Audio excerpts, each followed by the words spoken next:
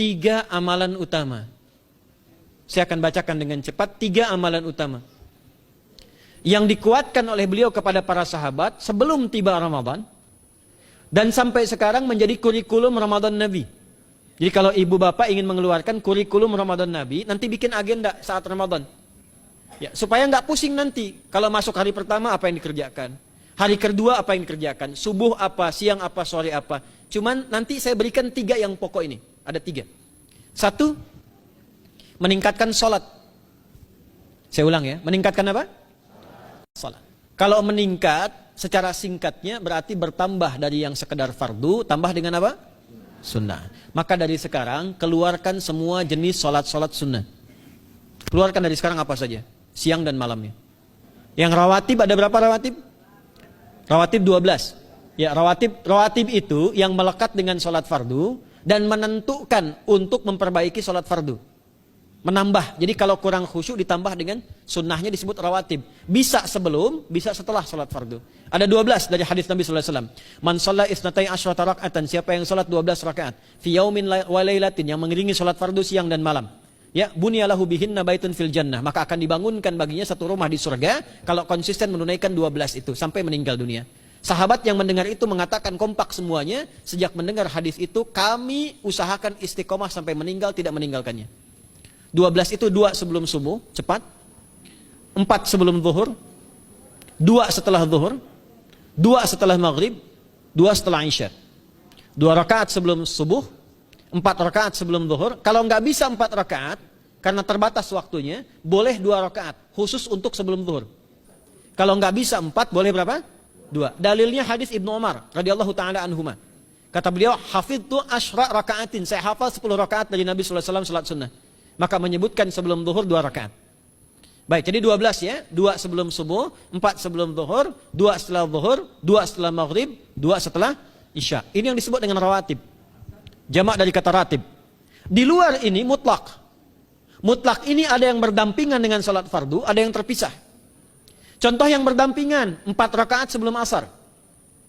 4 rakaat ini bukan disebut rawatib, tapi salat mutlak. Cuma waktunya berdampingan dengan salat fardu. Jadi dia nggak memengaruhi salat fardu, cuma punya keutamaan sendiri.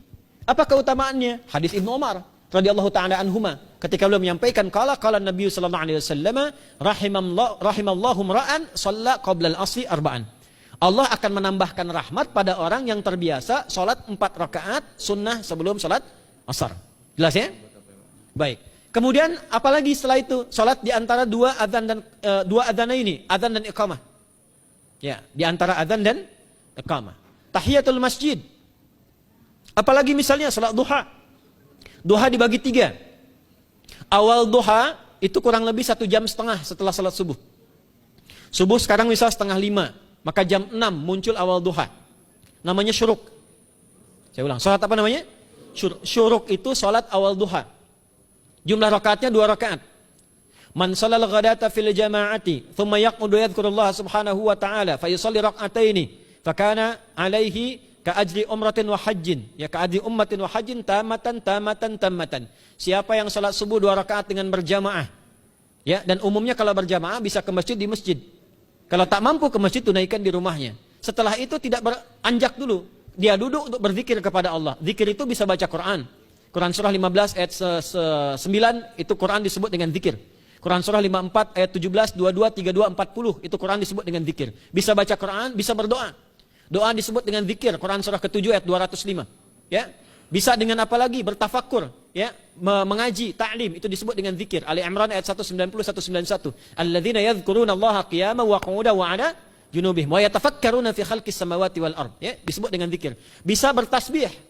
Zikir pagi petang, kalimat-kalimat thayyibah, ada itu di Quran surah ke-4 ayat 103. Jadi habis salat subuh zikir dulu.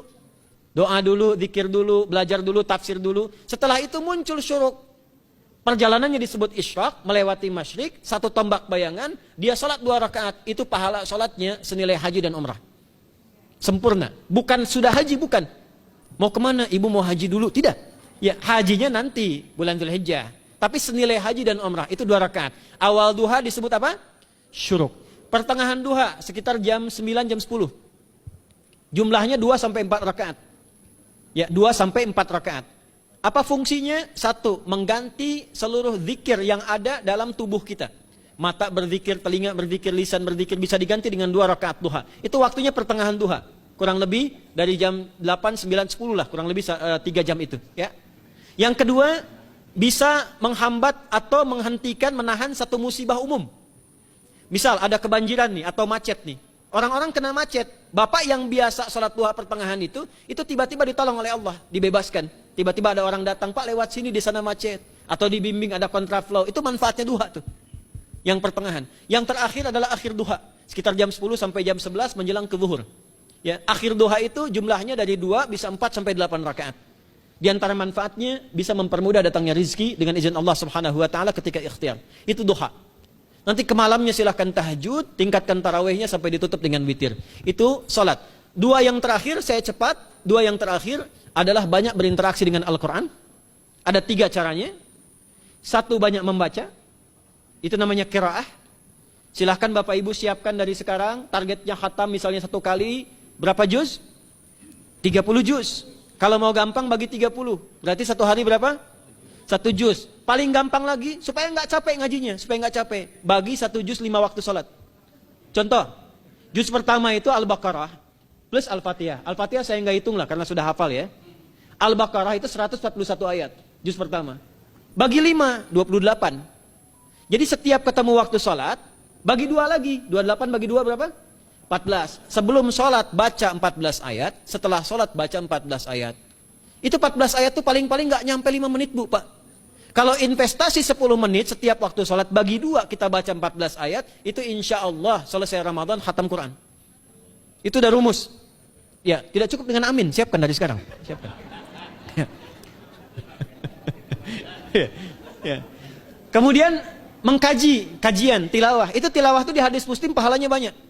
Ya, majtama'a qaumun fi baitin min buyutillahi. Ya, kita ngajinya Quran hadis ya, biar apa lebih kuat dalilnya.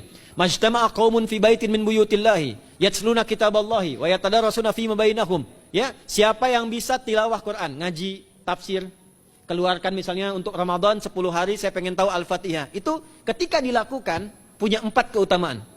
1, ghasyiyathum rahmah. Selama ngaji, rahmat Allah dibentangkan. Kalau pengen doa cepat dikabulkan, kalau istighfar diampuni. Yang kedua, awas ini nazalat alaihimus sakinah, diberikan ketenangan dalam jiwa. Bapak Ibu pengen di rumah tangga nyari sakinah, isi dengan Quran di rumah. Amalan terakhir infak. Ya, hadisnya dari Ibnu Abbas, Ibnu Abbas radhiyallahu taala anhuma, qala, ya, beliau mengatakan kana Nabi sallallahu alaihi wasallam ajwadan nas wa ajwadu ma yakunu fi Ramadan. Adalah Nabi sallallahu alaihi wasallam itu orang yang sangat luar biasa dermawan dan lembut. Dan bertambah dermawan lagi ketika tiba Ramadan. Apa yang dilakukan Nabi? Mensupport sahabat, siapapun yang punya anggaran untuk infak, disiapkan sebelum Ramadan. Jangan berpikir banyak Bu. Yang penting ada anggaran, 30.000 nggak ada masalah. Setiap hari 1.000, tidak harus uang, makanan. Pernah dengar hadis ini nggak? Siapa yang memfasilitasi bukaan orang puasa, walaupun dengan sebiji kurma dan sehirup air, maka dia mendapatkan pahala seperti orang puasa itu tanpa dikurangi sedikit pun. Ada? Hadisnya sahih di At-Tirmidzi.